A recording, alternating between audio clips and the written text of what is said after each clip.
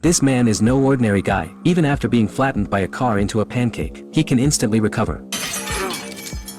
Okay. 4 days ago, he was just a regular police officer. While investigating a case, he was shot by his colleague.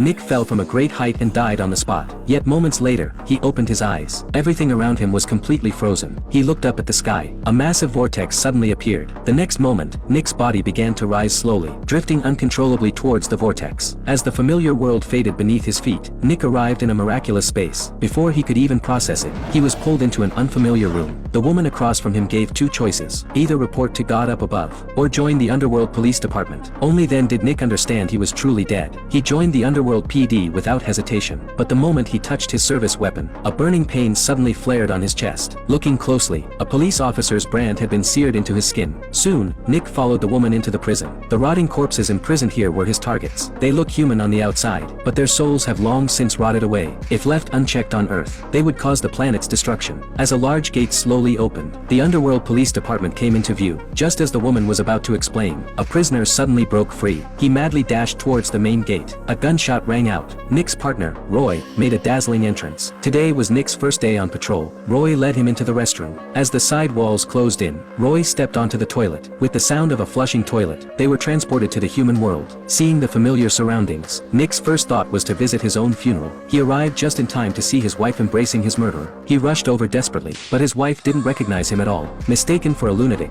Nick was escorted away by the police. He asked Roy what had happened. Roy directly pulled out his new ID. The photo showed an old Chinese man, his current appearance. Curious, Nick asked what Roy looked like. Roy proudly produced his own ID. Well, I guess you win, Roy. Pick it up. You wanna run